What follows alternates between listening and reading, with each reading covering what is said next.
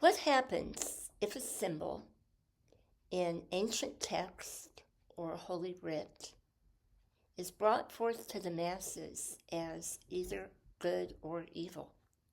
It's something to completely aspire to or to look down on, and to pinpoint any characteristics that would give you reason to believe an individual should be judged, shunned, and exiled. Or another individual should be held in such high esteem that you aspire to emulate them at all costs, even though in your heart you feel something is wrong. This is the birth of the archetype.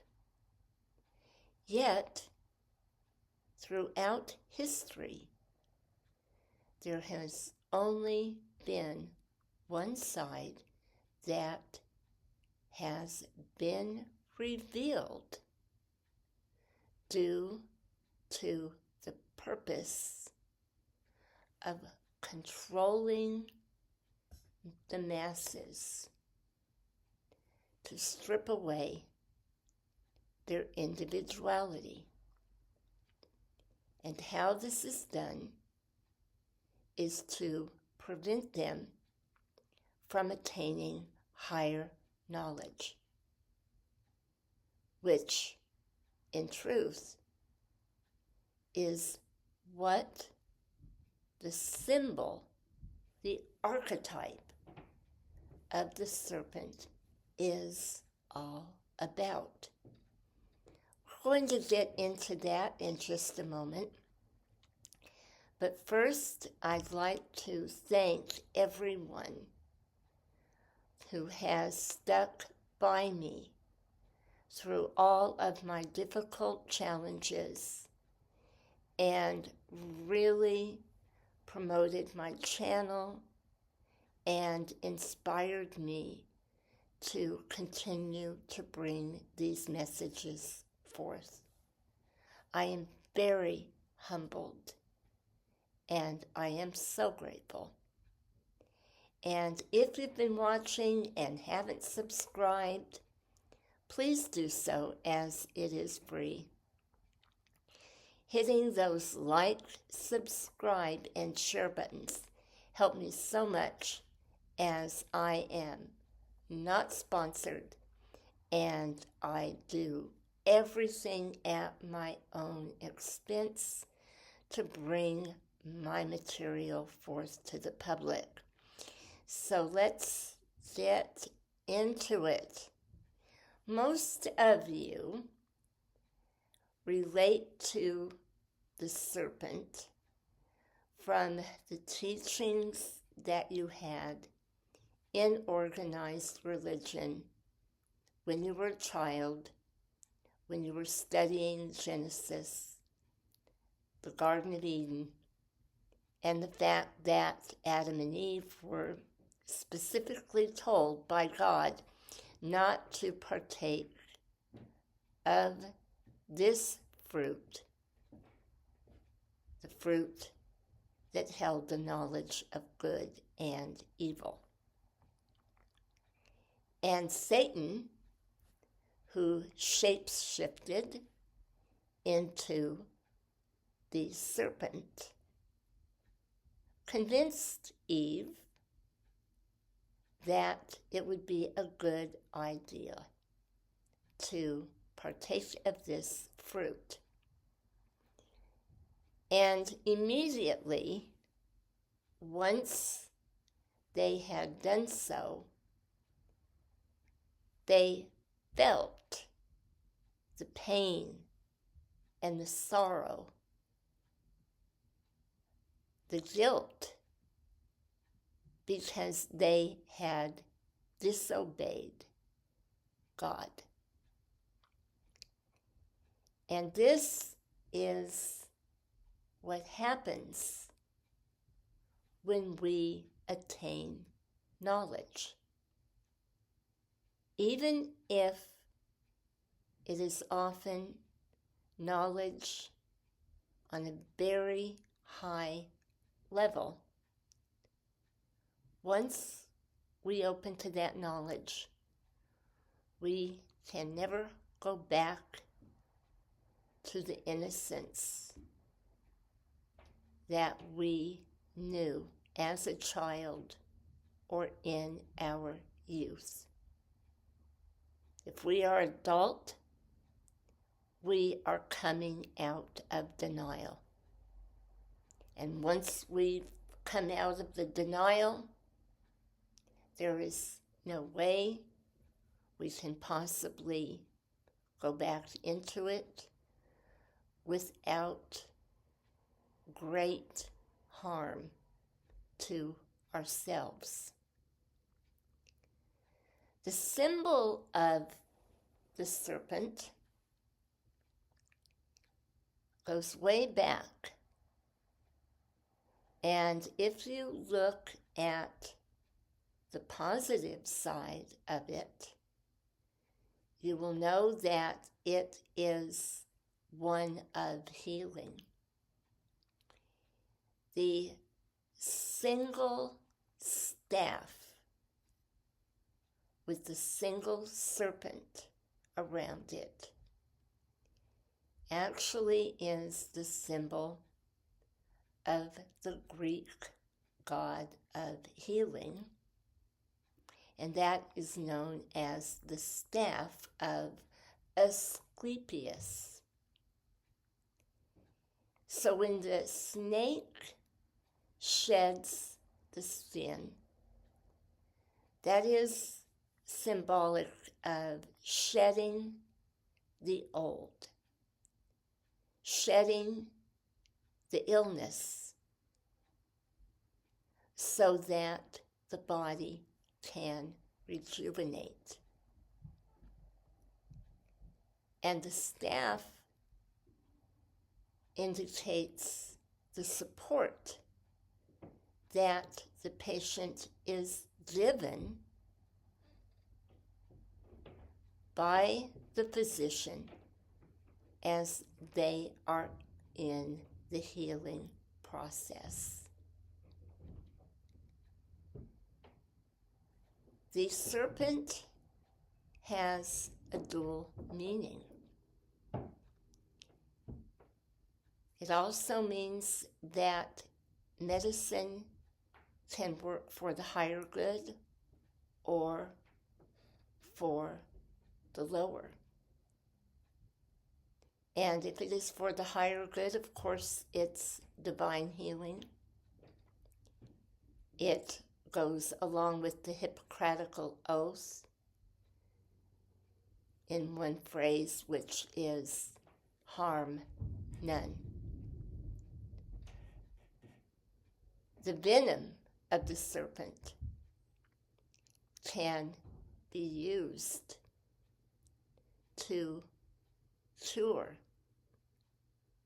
the bite that could take a life within minutes or hours. The archetype of the serpent can be seen as a predator that lays in wait for its victim and strikes out at just the right time.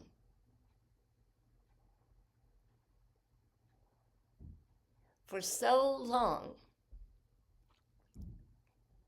the energy of the serpent has been looked at as only the predator. But in hidden knowledge, there are serpents of wisdom that will come at a time of meditation, divine prayer, or in the dream state.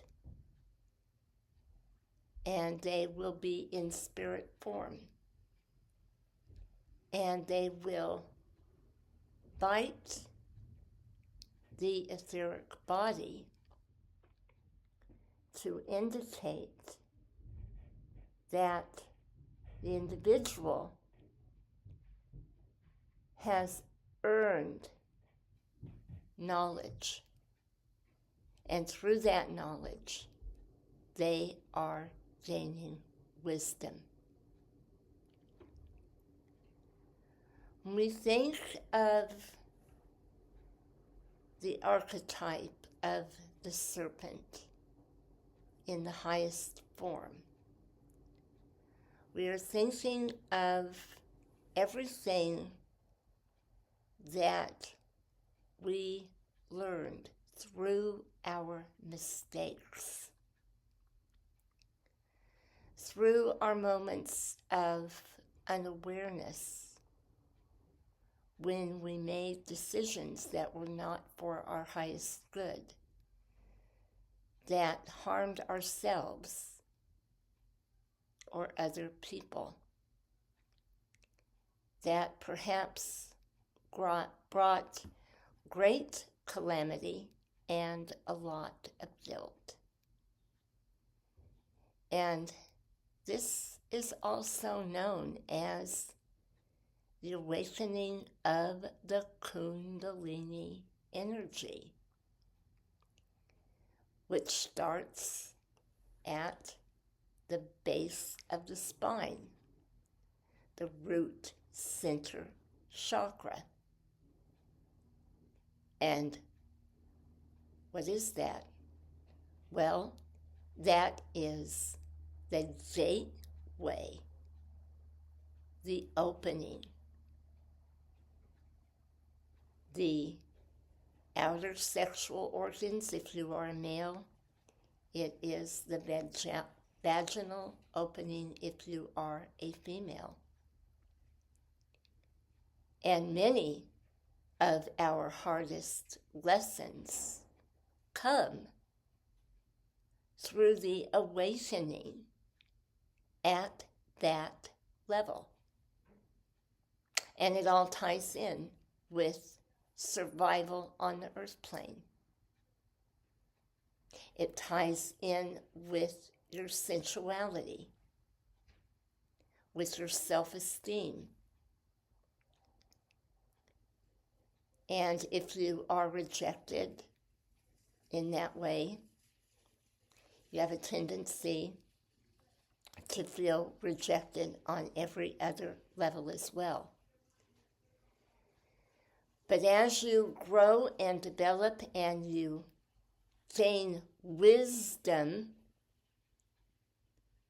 on the choices you make, wisdom in how you are living your life, and you are able to see every experience for what it is and the lesson that you learned through it, those energies begin to raise upward. And as they raise upward, the sleeping serpent of wisdom is fully awakening to the level of the heart, the level of solid communication, the level of true sight, and eventually connection to the divine source of God. There is your true Kundalini, the awakening from the 3D, the zombified enslavement of being kept in the lower consciousness, of having to be a certain way on a material level, on a digital, technical level, on a level that is false, that does not reflect the soul, because of the mimicking of what one believes is acceptable in society. When you have come back to your heart and your soul, you have awakened the sleeping serpent. And the sleeping serpent is a force to be reckoned with when it comes out of the denial that is promoted in the three-dimensional matrix. This awakening is true wisdom. It is true connection to the God force that created you. So you see, the serpent in the old context is a label. It's a stamp. It is time to look at this and really overcome your fear of it. And how do you do that? Well, you never give anything the power that should go to God. The power that you have the faith to overcome any challenge, any obstacle that is holding you back. When you are confronted with an archetype, there is a message.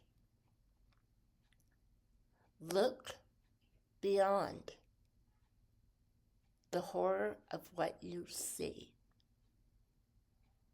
Ask yourself, why is this archetype here?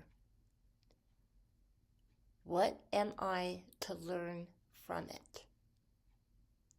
If you open your heart and you are willing to walk through your fear and cast away your judgment, you will be shown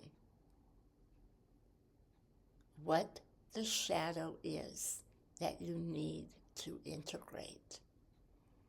I wish you great love and many blessings on your journey.